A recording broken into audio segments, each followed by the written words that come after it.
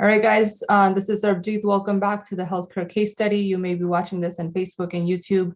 Last week, we kicked off our first week of the case study. This week, we will continue with our healthcare case study. And the goal for this week is I want to make sure that we cover a few items.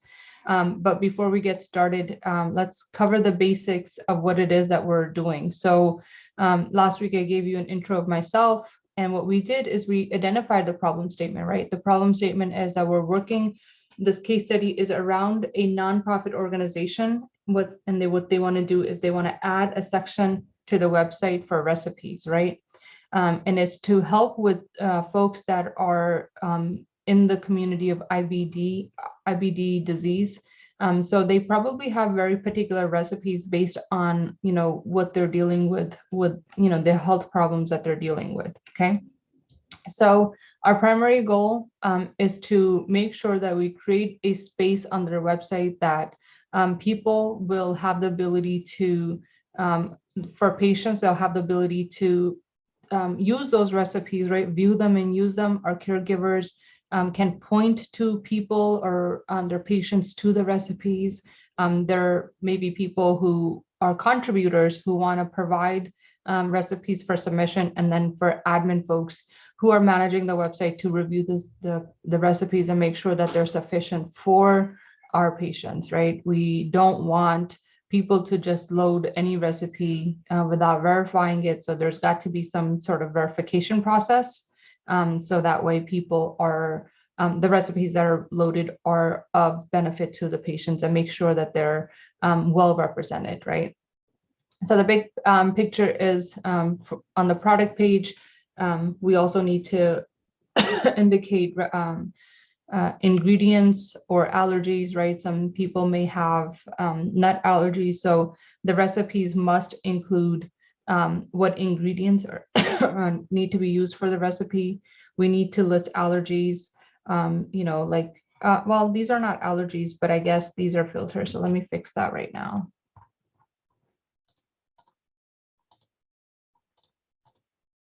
So checklist on allergies and then filter tab. So maybe I just copied it wrong. So like nut allergies or whatever else, we can do some research on when we're working on this.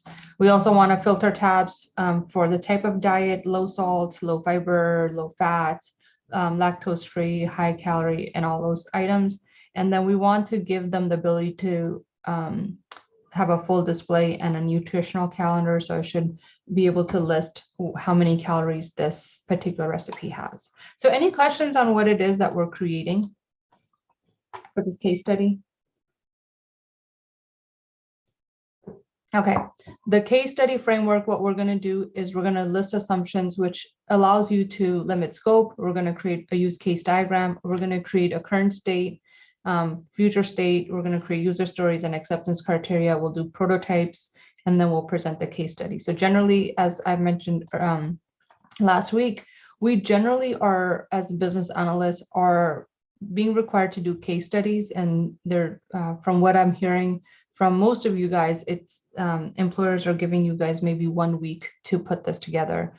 As I mentioned last week, right, there's no right or wrong answer on how you conduct the case study, right? All they're trying to do is see if you have the thought process or the logical mindset to go from this problem statement, understand what the requirements are, and come up with a solution, right? The solution cannot be right or wrong. It's a solution. And the more input you have from stakeholders and people working with you, the better the solution. And in case studies, you don't have that option, right? You're just working by yourself in the land of make-believe.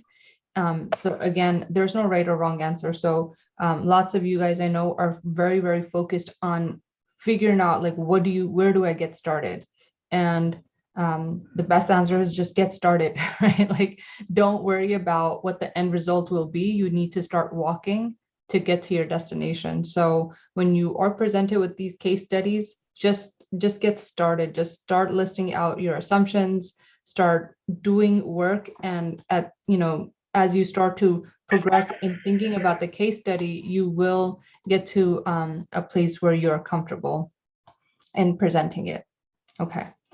All right, I see lots More folks are joining. Okay. So this week, what we're going to do, my goal this week is to cover use case diagrams with you and as is, and maybe also even future state. So how do we, one may say like, well, Sarabjit, we don't know what the current state is, right? And again, what I'll say to you is because this is in the land of make believe, you make stuff up, right? And when you make stuff up, that's why we have, I said to you guys, we're going to start to list assumptions. So I will create a new slide and say assumptions. So scope. So what we're going to do is in scope, and then one list for out of scope.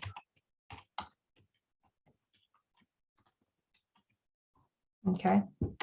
And so as we start to think about the case study, we will come up with items that we feel may serve us well to talk about or work on, and those that, don't make sense at all. So first, let's start with a use case diagram. A current state diagram, just to identify and have a starting point. What the tool that I'm using here is called draw.io. And I'll put that in your PowerPoint as well.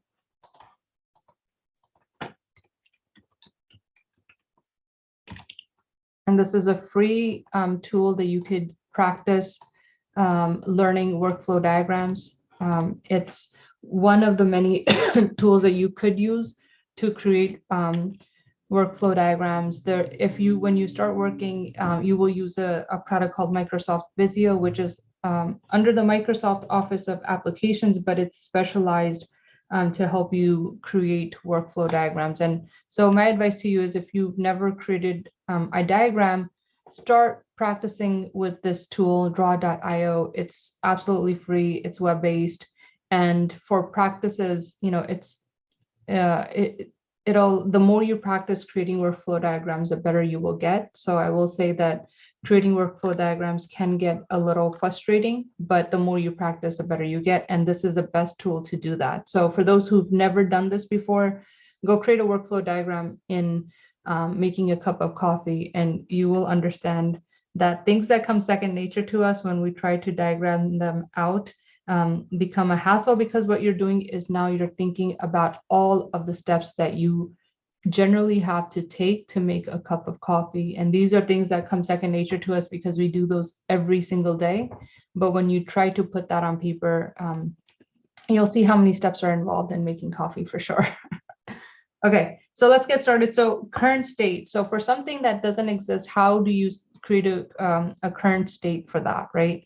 And what I'll say to you is that there must be a need for them to want to spend time and energy in creating a tab or an area on their website to create a section for those recipes. So it's possible that today what they're doing is they're routing people to many different sites, right? So if that is the assumption, we're going to say in our assumptions slide, we're going to say that part of the assumptions is that current state providers and caregivers are sending patients to other resources for recipes.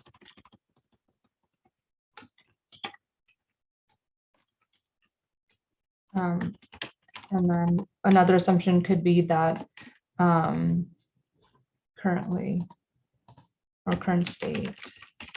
Another assumption could be that they currently have printed materials for patients that they can't distribute via email. How should we, what do you guys think? Well, help me come up with assumptions.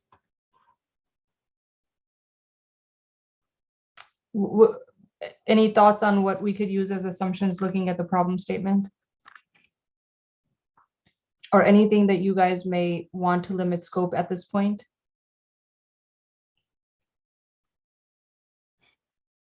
You guys are on mute, so if you have a thought, you can unmute yourself. Anyone? Okay. All right. I will continue working on this myself then. And then when you have any things, let me know. Okay. So providers and caregivers are sending patients to other resources. So that means external websites, blogs. How are people sharing recipes? Facebook groups, whatever, and etc. for okay. And then printed materials for patients. Printed materials are available. Nutritionists. Okay, you guys just speak up. Sometimes it's hard for me to manage recipes. Sometimes it's hard for me to manage the comments and then also continue doing this. So maybe printed materials for patients are available.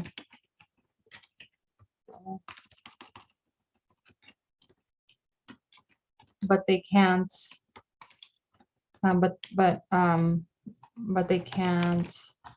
But they can't distribute via email or send them to internal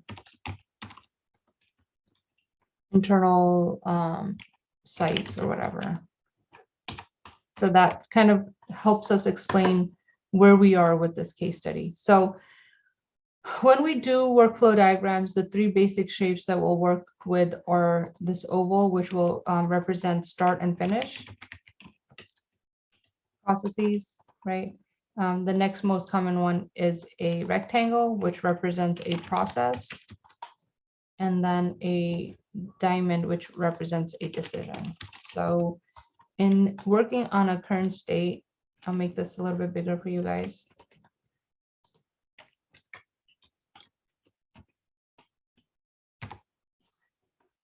We will start with this, and we'll say that when a patient comes out.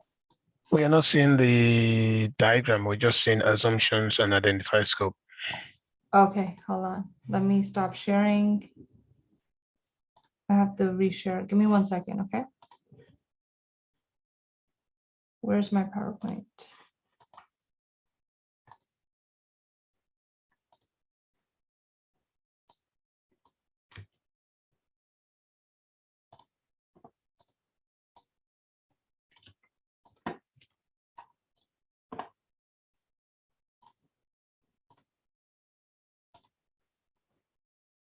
Okay, are you able to see this? Yep, can see that. Okay, perfect. Yes. So this is what I just talked about. So the most common shapes in creating workflow diagrams are the oval, which represents start and finish of a process, a rectangle, which identifies the process or a step, and then a decision is represented in an oval. So if there is no automated way of doing this, and let's assume what we put in our assumptions is that they are sending people to other places to gather recipes, or they may have printed materials in the office. Printed materials for patients are available in the office, but they can't distribute via email or send them to internal sites, right? So if those are our assumptions, what do you think our current state looks like? And again, you guys remember, this is like the the land of make-believe. So we're just gonna create a manual process that they're following today. So maybe patient comes in for a visit, right? Is how the process is started. And then maybe doctors run some tests. And I don't know enough about this disease, but again, not being from the medical, I've worked on healthcare projects from an IT standpoint, but I'm not, I don't have a lot of vast medical background. So I'm gonna just assume that doctors run some tests and the results indicate that they need to change their diet, right? And so that's going to be a decision for us. I'm going to say test results in need to change diet. I don't know, right? So if the answer is yes, the answer is yes. So usually from a decision point, you either have a yes or no, or two different ways that we can have or direct our patients. If the test results in need to change diet, if the answer is yes, what they're doing today is they're sending, there could be a number of things. So sending patients to external websites or giving them handouts.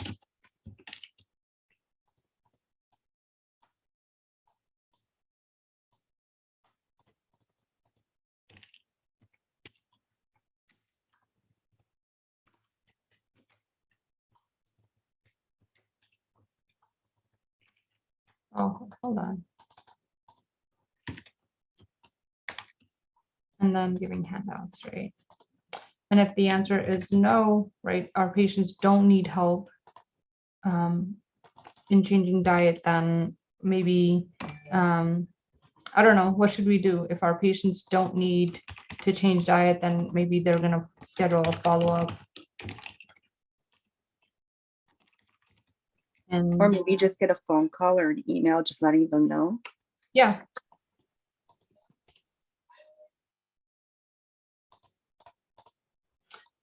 So either like, that's right, like it doesn't matter. So I just have scheduled follow-up appointment for the next month to run tests again.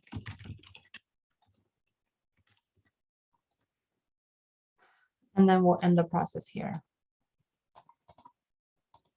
So who said that follow up like a test, like a phone call to let them know?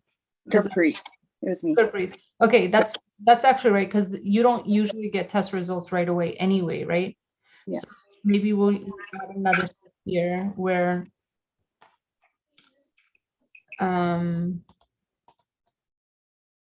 so if this is being done via phone call, so if then phone call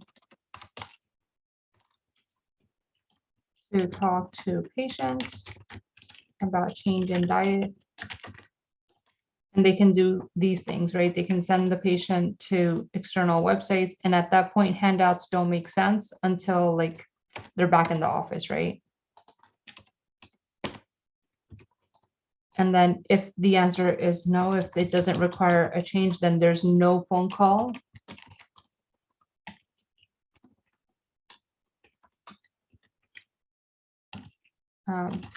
Patient comes in for next scheduled appointment, right?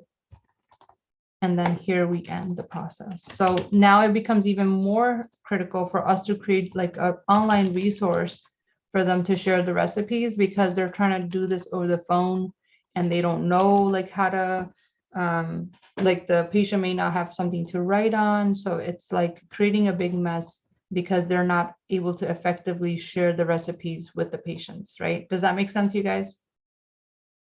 So what we just did now is we created our current state workflow diagram that matches somewhat of what the problem statement is. Yes? Do you guys all agree? Oh my God, you guys got to be interactive because I don't want to do this alone. Yeah, we agree. Yeah, we agree.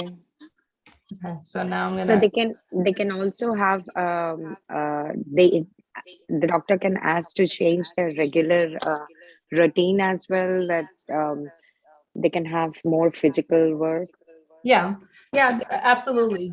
But what we're trying to do is making the process easy for them to get new recipes, right? Okay. Mhm. So based on the problem statement, I'm hearing myself again. There may be some echo. Or was that you, Arpita? Okay, great. So based on what we're trying to solve, I just wanted to create a current state for what it is, what issue are we trying to solve? Okay. Now, because we understand what the need is, we can now go ahead. So we created our current as is. This is how they're having to deal with patients. Like if there's a change in the diet, somebody's calling the patient and telling them to go to like some other websites or like some blogs and stuff. And it can get confusing for the patient who doesn't understand, that not only do they need to change the diet, but now how do they go find new recipes to be aligned to their diet? So that is the issue that we're trying to solve here.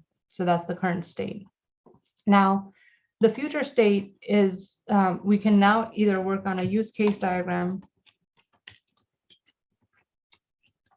So let's maybe start with that.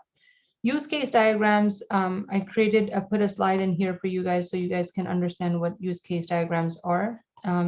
Use case diagrams are used in our industry to kind of help depict like the users of the system. So this is generally understood to be the system itself. The stick figures that you see are used to depict users of the system, right? Primary users are typically on the left-hand side. Secondary users are on the right-hand side. And what you see in ovals here are known as features or things that we want to build within this system. And I gave you an example of the help desk software, right? It would have customers, technicians, and administrators, and they would need to do these things to make a successful system.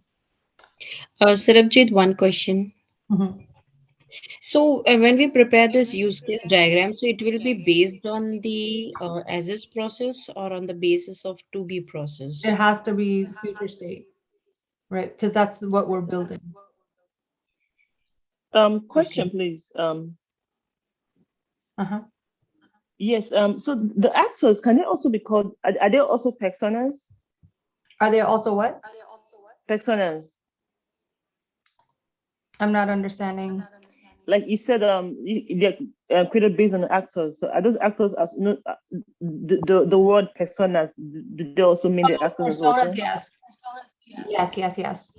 So those could be the different people that are using the system, yes.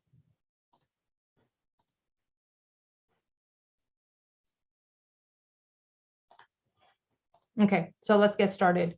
As I said, your actors are your stick figures in use case diagrams. Use case diagrams are generally used as a brainstorming technique for us to identify what it is that we're going to be doing in the system, right? Personas, as somebody mentioned, they could be used. We can take a look at as our actors as personas, but generally what will happen is you may have many different types of users, and in use case diagrams, you don't try to kind of detail out the behavior of each and every user. You just want to try to get the biggest concepts on paper first. And the most effective ways that you can use case diagrams is it's allowed to it's a way of brainstorming what features the system overall needs, right? It's supposed to be high level. It's not supposed to be detailed. It's supposed to let you think outside of the box and identify, okay, if we're thinking about this system, what features do we need to have? And then which types of users need to use those features. And so I'll show you how to do that when we start creating this. So generally you have your actors, you have a box, and the box represents the system itself, right? So this is going to be our use case diagram for our IBD website or a nonprofit website.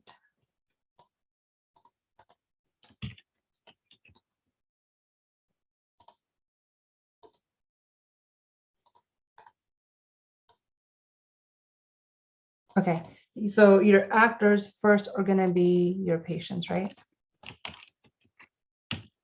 Your actors are going to be doctors, and your actors, so these are the primary people that are interacting with that website. And then I think your secondary actors are going to be the admins. Actually, let's just play around with this. Okay, so when we think about features, what's I'm hearing lots of background noise, you guys. Hold on, let me find out. Just not unmute. Okay, perfect. It went away. So when we're starting to think about features and use case diagrams are represented by this oval shaped diagram. I just told you ovals when you're doing workflow diagrams are used to represent start and finish of a process, but when you're creating, Sheetal, if you could help me monitor like the noise, I'll try to make you Yeah. admin. Hold on.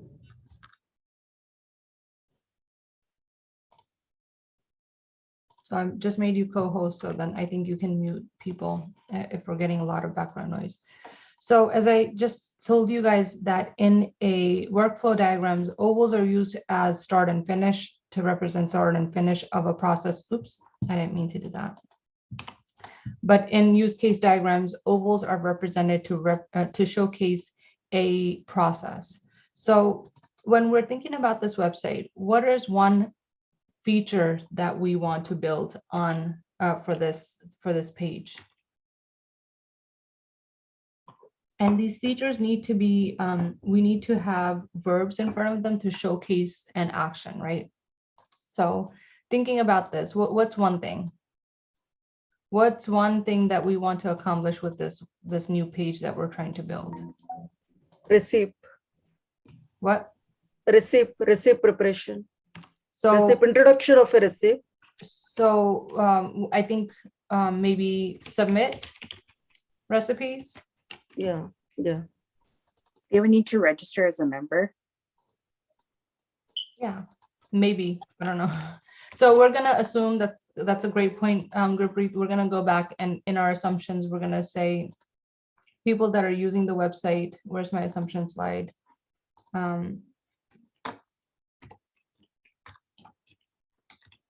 Using the website are already registered users.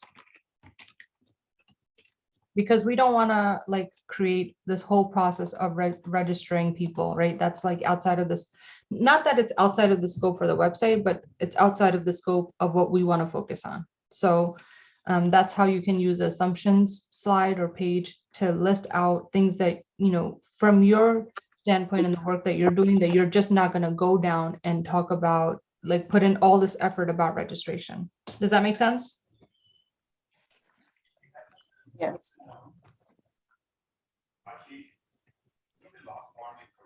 Did you guys hear my husband yelling at my kids? Or it's just me? Okay, so I think somebody said submit, right? Submit new recipes is one of the things that we are gonna allow on the site. So submit new recipes. We're gonna, what else? The patients need to review or use these recipes, right? These based on diet needs.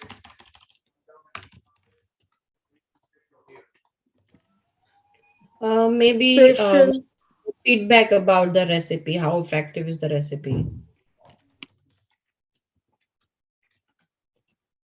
Like patients need to fill in their choices about their allergic and the vegetarian diets.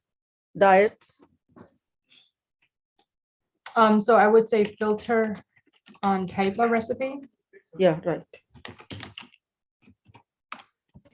Maybe patient need to suggest some ideas from their side. Maybe they have done some amendments in the recipe and then you know, publish that on the website.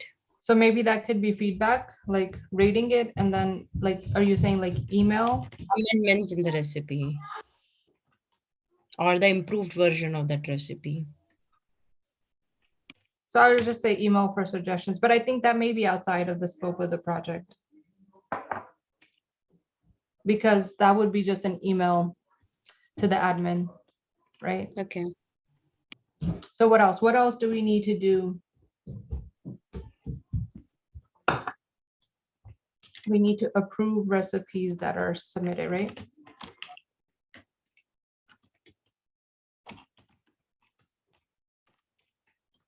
I live in California and it's usually like, it's been hot, but I don't know, my room is so cold, my fingers are like frozen as I'm typing this up.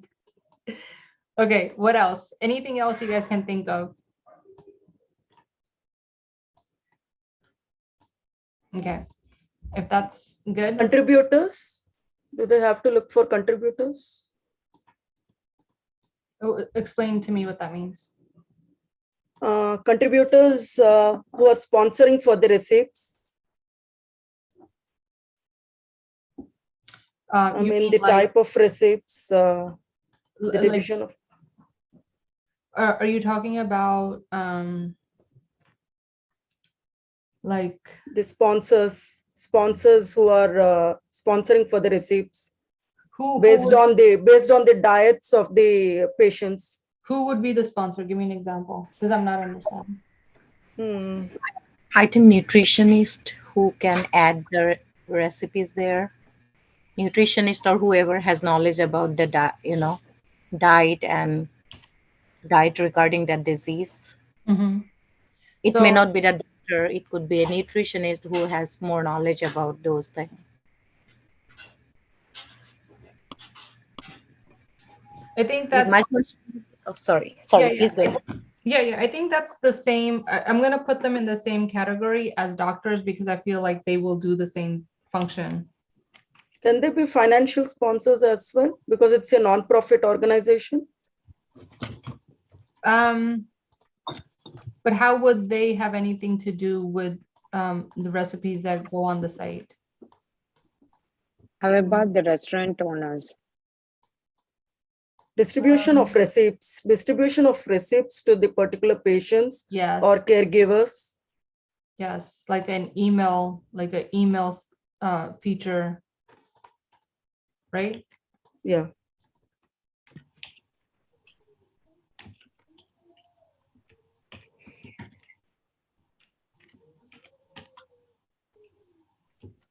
So it's just the recipes they have to share, or the videos of how to prepare those Mm, recipes. So maybe the videos will be well, more helpful. I don't know. Are we gonna assume that it's just a list, or are we gonna, like, that could be part of our assumptions? You guys are creating the system, so tell me, is in scope just a list of the recipe or video? How do you The guys? instructions as well as the video. So it's gonna be list of instructions to create a meal plus video, you said, Yes, or is video out of scope? video can also be there. Okay. Sarabjit, can you please explain what we should put in this in scope and out of scope? So as we are thinking about our system, we are going through and understanding and listing out things that we feel for the case study. Remember, I said this is the land of make believe, right? So there's no right or wrong answer, but in what you're presenting, the way that you're presenting this, or building the system, or building our current state, current state use case diagram in 2B, we need to make sure that we are not kind of giving them things that are all over the place. So if you identify something that's out of scope, for example, things that we listed already is that we don't want to deal with registration, right? So we're going to assume like that people that are using the website, that will be using the recipes, are already registered users of that site, right? So that by listing it there, you don't now have to, in your case study, talk about registration, because we've identified that that's out of scope for this case study. Okay. Does that make sense? Okay. Yeah. Okay, let's go back to our use case diagram and let's finish this up. So patients, okay, so these are the features that we're going to build. These are the users, right? Doctors, nutritionists. I'm going to put them in the same area because it's they're doing the same thing. They're going to be looking and approving recipes, right? So for patients, now what we have to do is identify who's going to be using these features. So for a patient who is here, is the patient going to submit new recipes? Who's going to be submitting, or is the patient going to Caregivers. use, right? They're going to use, submit, and they can submit too, right? Patients can also submit based on, like, let's say if they found a recipe from a blog somewhere and they really like it, so they can also submit new recipes. So what we're trying to do here is provide association with our users or actors and the features that we are needing to build for this case study. Does that make sense, you guys? Yeah. Patients are also going to need to provide feedback on the recipe, right? Patients also need the ability to filter. Sarabjit, is there any limitation in creating the primary actors? I mean, we can have the caregivers also as an actor, right? So can we input them also here So or no? the only limiting factor would be, like, if their role is going to be very similar, then I would not try to list each type of user, right? So if a caregiver and a nutritionist and a doctor are going to do the same things, I would lump them into one actor, because you're not trying to identify all the users of the systems. You're just trying to identify what these roles will be doing. Okay. Does that make sense? Yeah. So will the patient approve a recipe? Approved recipe submitted. Okay, I have duplicates here. And will a patient email feature, email to send recipe? No. Yes or no?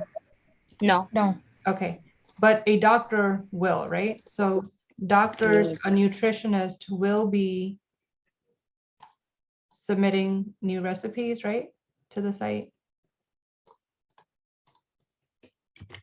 And the goal of these use case diagrams, you guys, review, use, feedback on recipe, filter on recipe type. The goal of creating use case diagrams is for us to understand the features that we need to create and the different ways they need to be used and by which users. I'm having a hard time with this one, you guys. And my fingers are frozen, so I'm having fun. Okay, what other things do you think doctors and nutritionists need to do? Where should I put the next line here?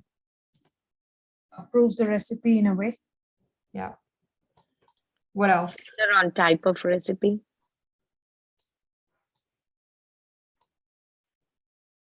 Okay, I have duplicates here too, right? Yeah. Mhm.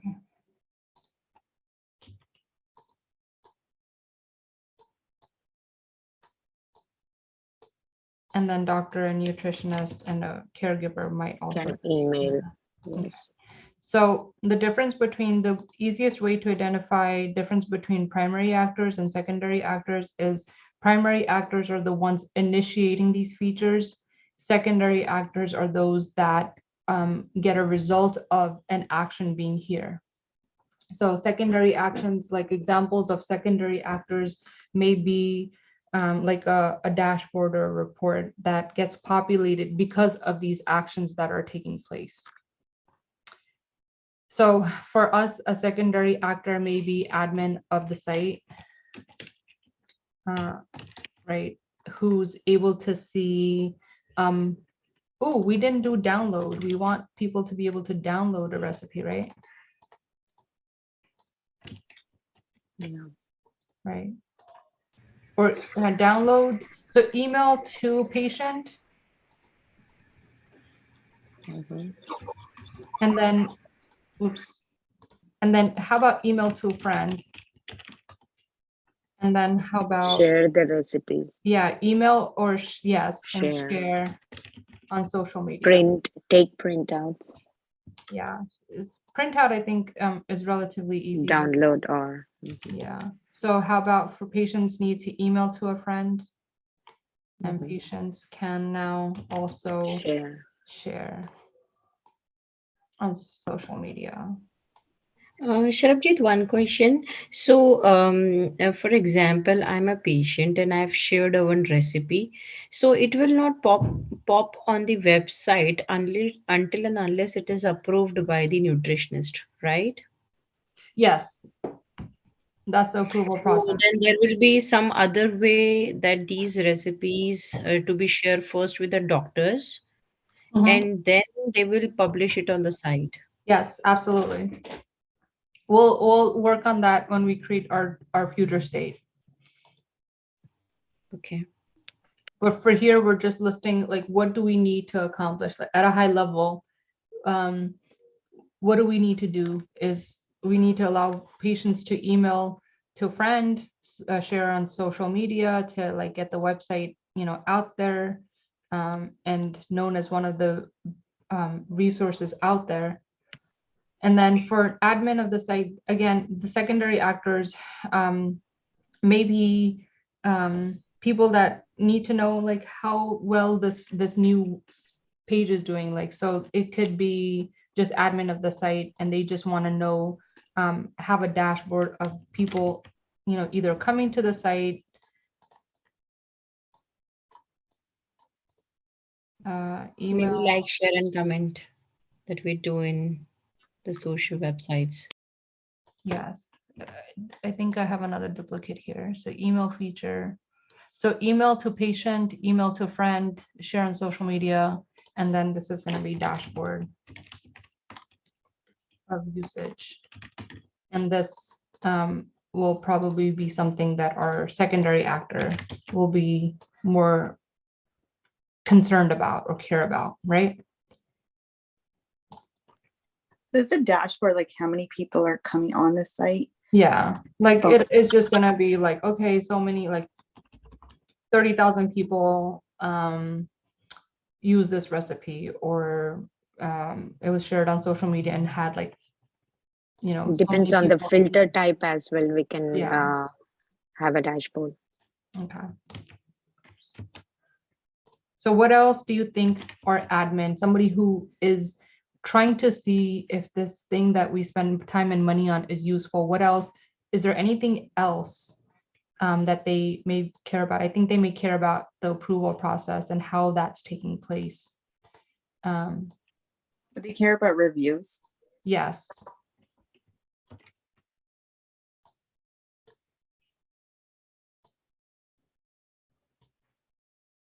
So now that this looks like, Also, like how much is being shared on social media? Like how much is their brand being recognized for their recipes? so I think the dashboard will cover like a lot of the metrics, but it's good to have for sure. That's a good call out. Okay, so this is what, So, go ahead. Sarojit, Yes. can we add like when we talk about the sponsors of the food, so for the recipes, so can we add the restaurant owners or any I don't couple think of restaurants? I don't think this is Mhm. intended for restaurants. This is intended to share recipes with patients that are on a dietary need. I don't Uh-huh. know if there's restaurants out there that service No, particular. if when we talk about this as a non-profit website, so they could do as a service, right? Who wanted to claim their taxes, or they want to volunteer, or it could be as an advertising as well for their restaurants. It can be, but I think that's outside of the scope of what we're working on. It absolutely can be, Okay. right? But like, we don't want to, remember what I'm teaching you guys is to limit the scope, so that you're not having to, so what you just said is a great point, and that's possible and doable, but that will require you to create a lot of like, you're going to have to figure out how is that going to work. Restaurants have to go get approval. So you're going to have to do a lot of work for this case study, when all they Mhm. want you to showcase is how are you going to create this process for us. And so Okay. if you don't limit the scope, right, then you're going to have to spend hours and hours and hours working on this case study. Right. Okay. Got And you it. don't want to do that because, as I said, there's no right or wrong answer. They're just trying to see how are you going to fulfill the requirements of this case study? What does your thought pattern look like? So, so like it makes sense, right? You are showcasing how you got from step A to step B in a logical manner. But if you keep adding like a lot of things, that's great and they'll love seeing that, but then you will have a hard time finishing on time, first of all, and second, you'll have to create a lot of materials to showcase how you go from A to B. And giving them more is not necessarily the right approach either, I would say. Oops, this is our use case. I put it in the wrong slide. Giving them more is not necessarily the right approach. They want concise and consistent like information so they can make a decision, because remember, you're probably not the only one that they're giving this case study to. You're probably one of many. So when they get the feedback or get your things back, they want to quickly go through the process and say, okay, this person identified things that are going to be out of scope, and they showed how they were going to, what all the users are and how this process is going to work. Does that make sense? Yes, I got it. Okay. All right, I think you guys, we're going to end for today. I wanted this to be like half an hour sessions so I don't lose you guys. What we did today is we covered our current state and we did our use case diagram. Next week, we'll work on, let me go back to our PowerPoint slide. We'll work on future state, and we'll also do our MVP selection. So I'm doing this case study from a agile standpoint, right? Because that's what most of the companies are moving towards is agile. Waterfall is very much there, but most companies are staying in the agile approach, right? So we're going to do this. And when I say we'll identify the MVP, that's again trying to limit the scope of what you're doing on your case study, right? Obviously, we want to meet the requirements that they want, but we are going to limit the minimal viable product to say, okay, the user stories that we create, well, these are the ones that we're going to detail out versus detailing everything out and creating mockups for everything. So that's going to be what we work on next week. Any questions on what we did today? Is the meeting going to be the same time next week as well? Yes, every Sunday, 9:00 a.m. PST. I'm in the PST time zone, so 9:00 PST.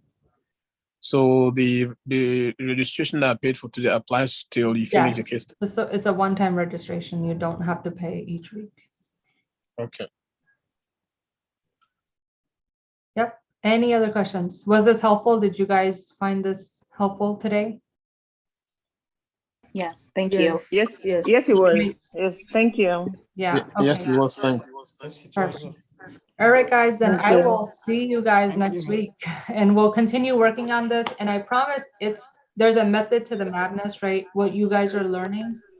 Oh, wait, there's an echo. What you guys are learning and doing, these case studies, the roles of business analyst and Scrum Master, they're to build IT systems, and the framework is already out there, right? But the activities that we do for each project will differ. And so what I'm trying to teach you guys is take the framework and apply those things based on, for this case study. And so these are the same things that you can do when you're at work, working as a business analyst or a Scrum Master. So the methodology doesn't change. The things that you do for the project will change with each project, but the methodology that we follow, whether it's waterfall or agile, they will always be consistent.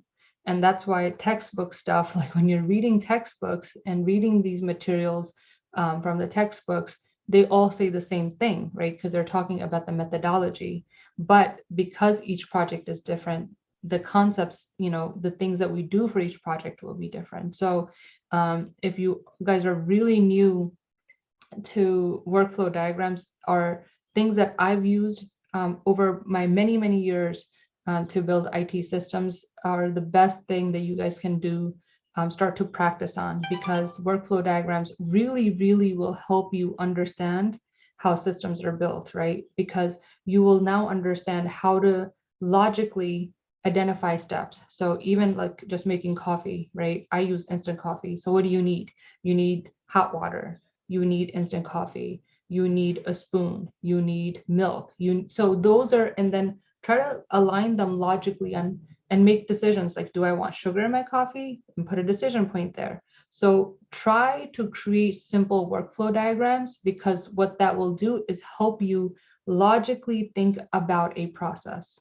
And that's all you do as, in working as a business analyst and a Scrum Master. And if you can logically think about systems, then I will tell you that you will be successful in these roles, because if you can understand the logical way the system needs to work, then you can write better requirements for that. So that's what I would recommend that you guys do as maybe assignments or homework. I'm not gonna assign you anything, but if you have some time until we meet next time, that would be something for you guys to, take away and practice on your own. Any other questions? There was a comment, she thought I missed it. So give it No, a yeah. I just wrote the same thing Okay. for creating work. Sarabjit, are you saving these documents somewhere and Yes. sharing them with us? Yes, I will. So if you're registered at the end of the materials, or at the end during our last week, I will package this up and send it all to you guys. The videos and the PowerPoint that I continue to update as we work on this. Okay. Yeah. All right, guys. Any other questions? Would that be at the end, Sanji, or would that be every week?